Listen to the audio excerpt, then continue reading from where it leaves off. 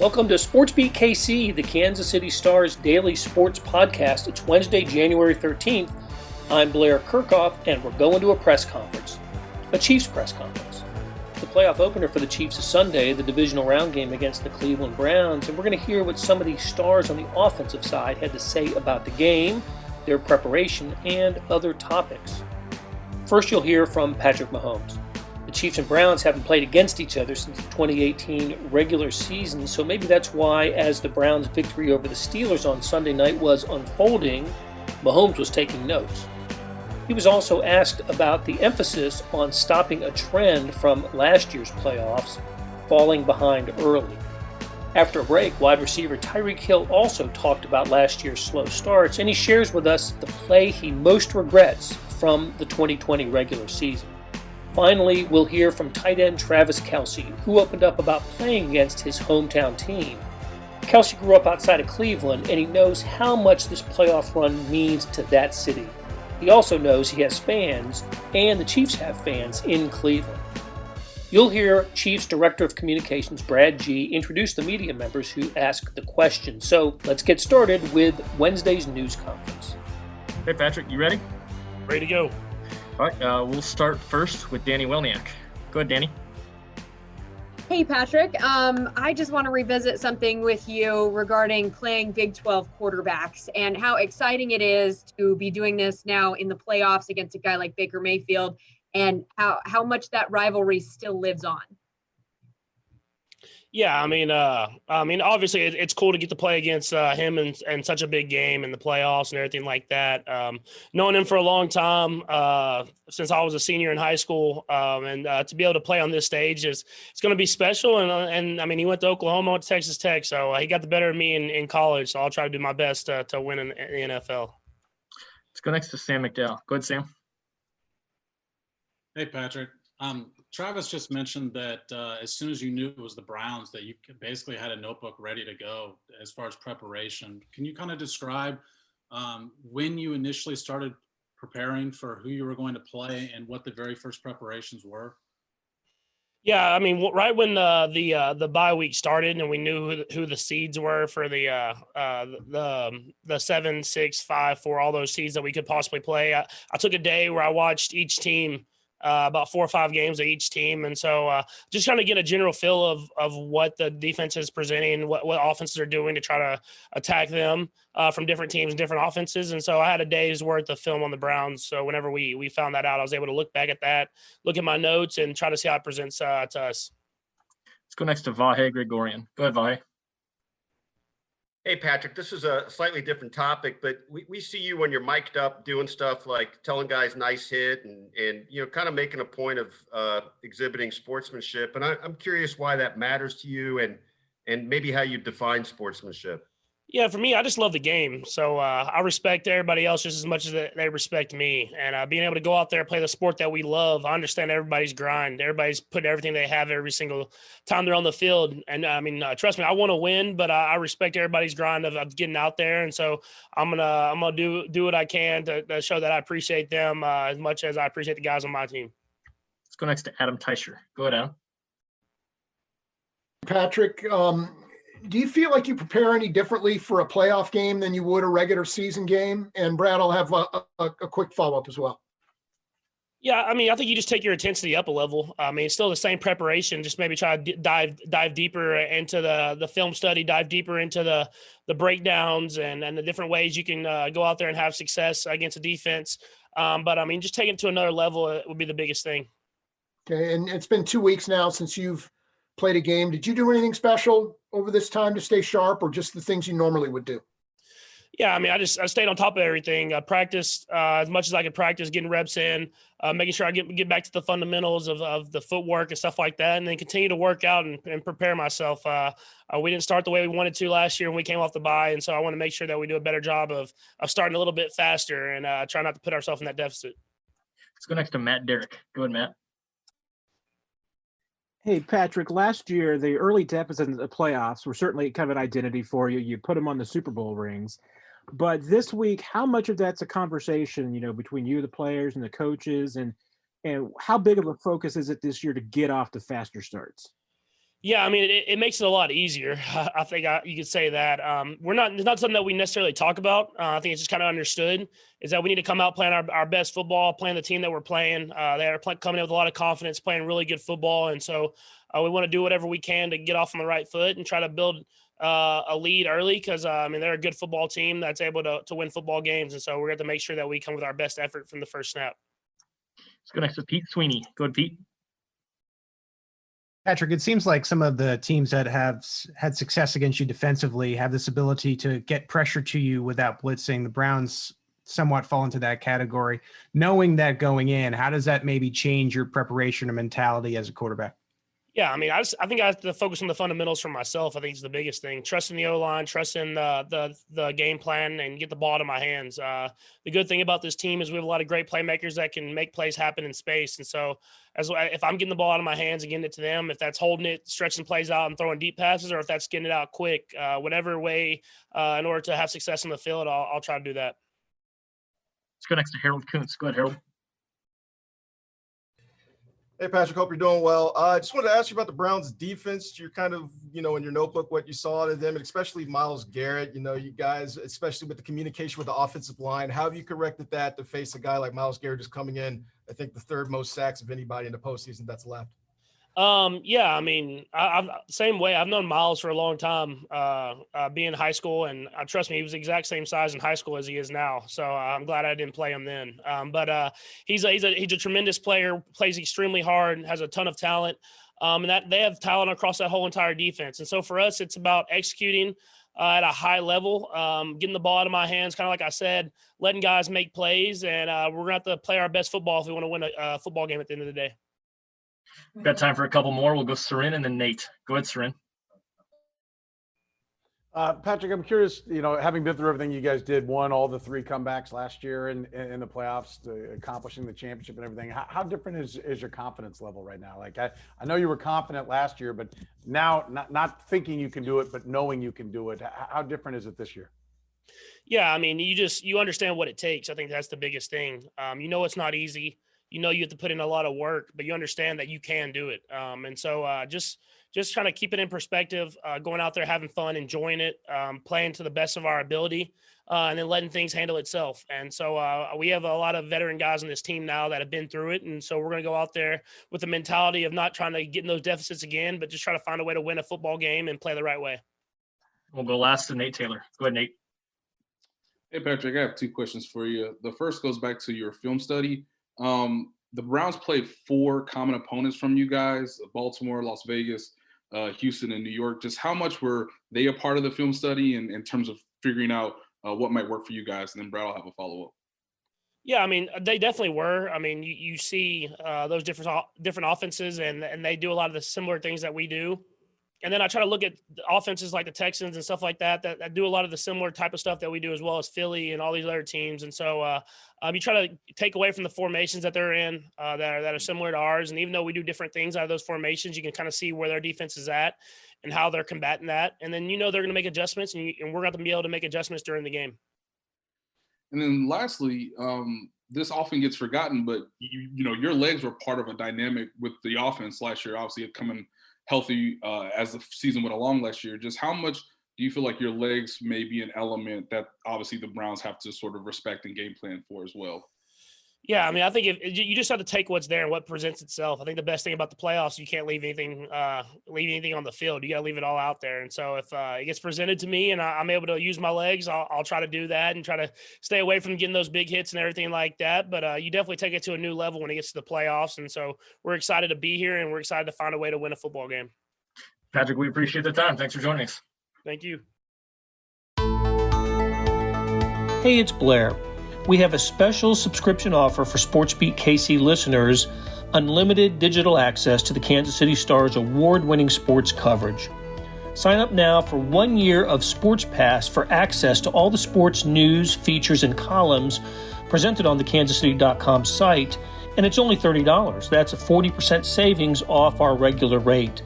Your subscription will automatically renew after the initial term at $50 unless you tell us to cancel. Tyreek Hill coming your way next. Your subscription helps support the sports coverage if you're ready to get started, we'll start with Sam and the McNeil. Kansas City Star, Go and ahead, that Sam. support has never been more important. What's up, please man? visit kansascity.com/SportsBeat KC offer to get this special offer.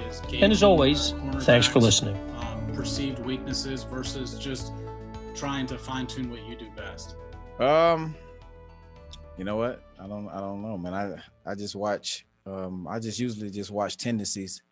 You know, I feel like every opponent, you know, like you said, is good at some things. You know, but I just pretty much just watch tendencies. You know, I feel like no player really has weaknesses in the NFL. You know, because this is the highest, you know, level that you can play at. So, yeah.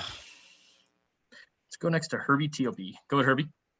Hey, Tyreek. Belated Happy New Year, since we didn't get a chance to chat with you before the year changed. Oh, yeah.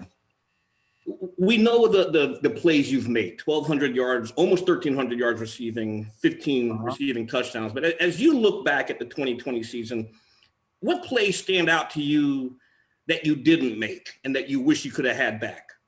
Definitely the Denver Bronco play, man. The catch that wasn't ruled a catch. So yeah, that play like always sticks out, you know, to me the most, you know, because I'm always preaching, you know, judge the ball correctly when it's in the air. So I feel like I could have done a better job judging the ball. You know, I just try to make a crazy catch, a crazy acrobatic catch, you know, trying to get on SportsCenter top 10, you know. So just make the catch, man, and just, you know, come down with the play, and I would have had the record of 16 touchdowns.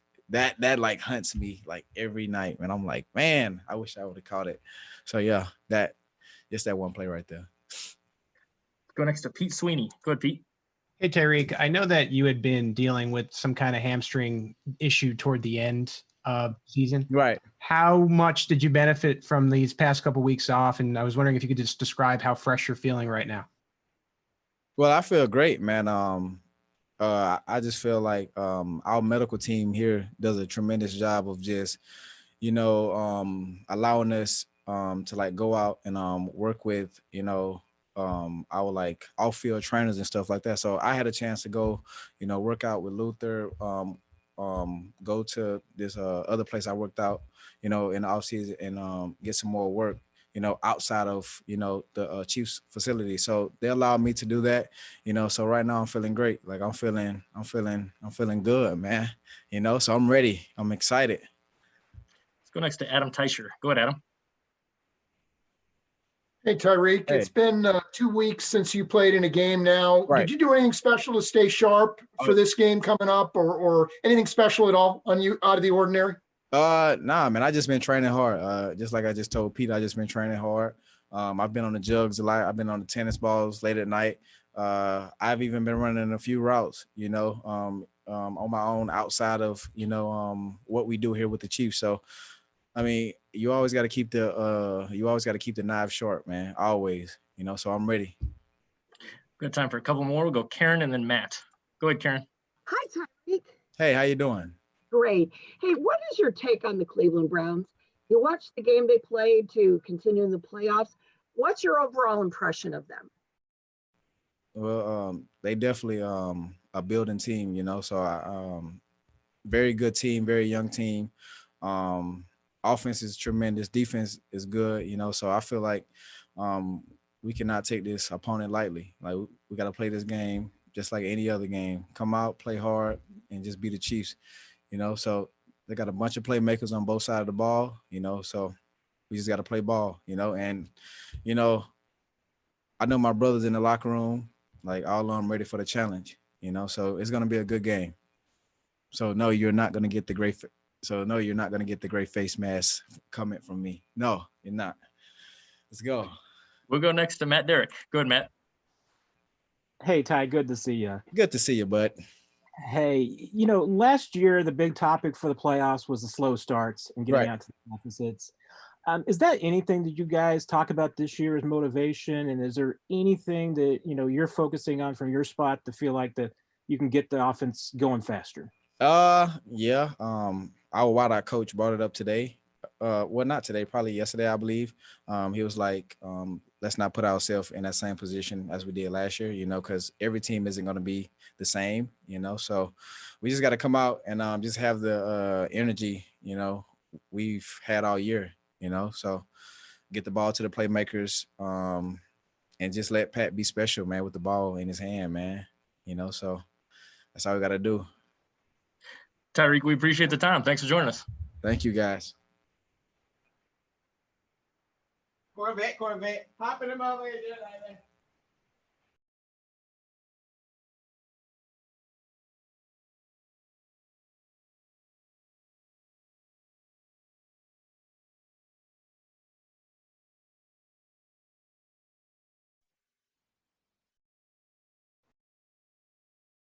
All right, we'll get started. We'll start first with Harold Kuntz. Go ahead, Harold. Hey, Travis, hope you're doing well today. Two quick questions for you. One, you're a Cleveland guy, so when you see that you're finally facing the Browns in the playoffs, just your overall thoughts on finally facing your hometown team, if you will. And also, what is it about Patrick Mahomes in this offense? Only the least amount of points you've scored in the postseason, 31 points since Patrick Mahomes has been in control. What is it about you guys that just kind of just flip the switch in the postseason?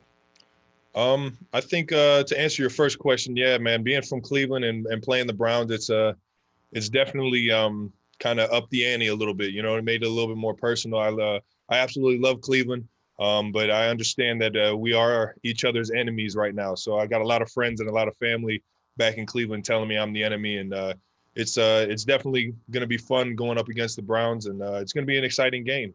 And to speak on the other point of the points scored, I think that everybody kind of locks in a little bit more and gets excited to play when the playoffs come around, especially in this building, especially 1-5 himself. He does everything he can to be ready for these moments, and it shows every single time he goes out there in the playoffs. Let's go next to Pete Sweeney. Go ahead, Pete. Travis, the last time you guys played the Browns was 2018, and you and Kareem, two Cleveland guys, you probably remember the game well, went off and had all these touchdowns. Just thinking back to Kareem and everything that happened and just where he is now, how thrilled are you for him? How often do you guys speak and so on and so forth? I wish we spoke more often, man. That's my brother for life. To see what he's gone through and to see him grow from everything. I'm somebody where I had a few red flags coming out of college. It wasn't always, a whole lot of fun for me. I had to kind of break through some things that were tied to my name, and with that, it just you have to challenge yourself as a man, as a human. You have to grow from it. You have to understand how people are viewing you, and you have to move on knowing that. And I think Kareem's done an unbelievable job of just going out there playing football and keeping his head on straight. So I'm happy as hell for him. Let's go next to Nate Taylor. Go ahead, Nate. Hey, Travis, we're learning that obviously you came back in the Man of the Year award challenge online. I want to take you back to the last time you played against the Atlanta Falcons. Obviously, the team showed the video of your nomination. Just what did it feel like to watch the nomination and obviously be recognized? And then secondly, there were two kids in the video, Amari and Amir. I know you've gotten to know them over the last 5 years at Operation Breakthrough. What's it just been like to get to know them and have a real relationship with those guys?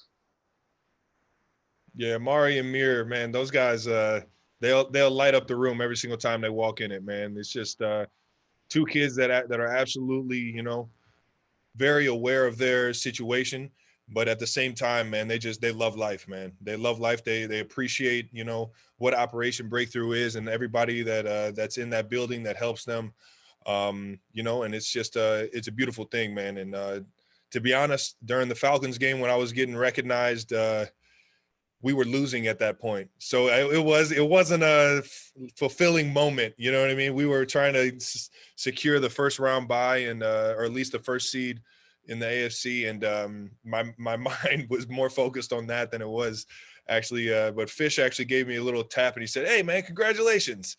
So that was about as excited and understanding that I got on the field when I was being recognized. Let's go next to Adam Teicher. Go ahead, Adam. Hey, Travis, regarding Kareem, what do you feel like the last couple of years have been like for him since he's left here? And was it difficult for him to not be a part of things as you guys kept winning games the last couple of years? And Brad, I'll have one quick follow-up. I can only imagine how it was for him. I can't speak on it. You know what I mean? Obviously, it was probably an uphill battle that he had to deal with mentally, as well as, face the reality of things. And what that is that everybody was kind of looking at him in a negative light. And he's a guy where he walks in the building as a teammate, as a guy, as a friend that I've learned to know, man. He's never had that negative light on him because of his personality and, who he's been in the building. So to have to deal with that, hats off to him for battling through that and finding his way back onto a football field here in the NFL. And I'm just happy for him, man. Okay. And you also mentioned earlier that everybody out there really locks in at playoff time. And you said particularly Pat. How have you seen that with Pat? What tells you that he's particularly locked in this week? Just it's the small conversations of making sure that everybody is aware, making sure that everybody's on the same page. You can tell that, he's been doing his homework for the past week and a half, just talking to him understanding what every single team that we could possibly face is doing defensively. And then sure enough, as soon as we found out on Sunday who we were playing, he was right there. I had a whole notebook ready for the Cleveland Browns. And I think right now we're just we're in the process of figuring out the game plan. And I think, like I said, what Pat does the best is communicate exactly what he's seeing and, how he feels we need to attack the defense. And all those conversations, are extremely relevant during the game. So. Got time for a few more. We'll go right down the line, starting with Sam McDowell. Go ahead, Sam. Hey, Travis. You touched on this earlier, but I wonder if you could expand upon it a little bit. Just your family and friends back home, just the dynamic of, are they still Browns fans? Obviously, they're Travis Kelce fans, but what is the dynamic of who they root for?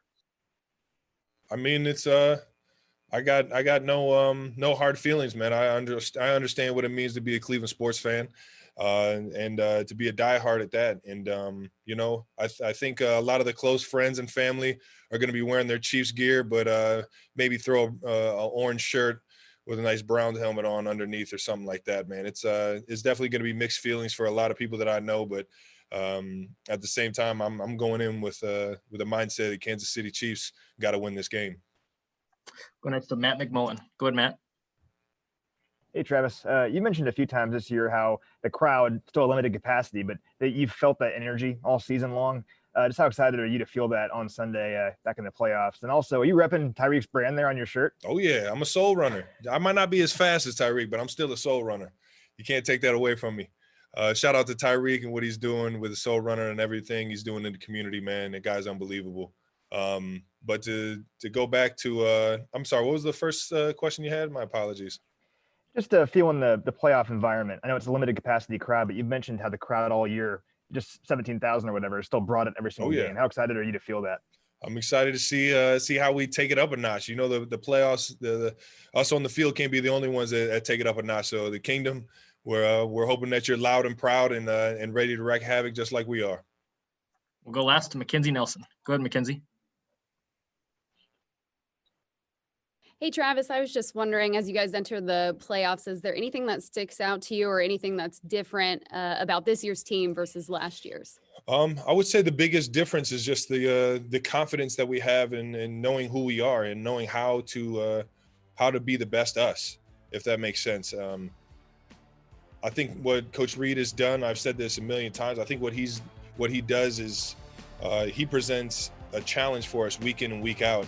And as a player, as a leader, to follow, a guy that knows what he's doing like that, to be able to hear what he has for us and to keep attacking that challenge, and week in and week out find ourselves, having success through meeting those expectations and winning those challenges. I think it's just a flawless process that Coach Reed has been able to put forth, and with that, we've all been able to grow within that and have fun doing it. Brad, we appreciate the time. Thanks for joining us. Oh, yeah. Check out Cheetah, man. Soul Runner, baby. That will do it for today. Thanks to our production staff and everyone who helps make SportsBeat KC happen. Derek Donovan, Beth Welsh, Monty Davis, Jeff Rosen, Chris Fickett, and Savannah Smith. Links to stories about the Chiefs can be found in the show notes and on kansascity.com. Hey, we have another deal for you, especially for those who want to deep dive into the Stars' terrific Chiefs coverage, and what better time to take advantage of this offer with the playoffs starting. For a limited time, you can subscribe to Sports Pass for 99 cents a month. That's right, 99 pennies a month. After 3 months, it auto-renews at $5.99 a month unless you cancel. How do you get it? You go to kansascity.com/sportspass2020. That's kansascity.com/sportspass2020. You want more than just sports coverage? Who doesn't? Check out the entire Kansas City Star product. Sports news, features, commentary, and analysis, the whole thing. You get all the stories written by my talented colleagues, plus additional news, sports, and business coverage with the e-edition. The details for all of these deals can be found at account.kansascity.com/subscribe. And if you're having trouble hunting down any of the offers, you send me an email, bkirkhoff@kcstar.com, and I'll get you to the right place. So whether it's the Sports Pass or the full subscription, you're getting and supporting the best sports and news coverage in Kansas City and helping us produce programs like SportsBeat KC. Thanks for listening, and we'll be back on Thursday with another episode.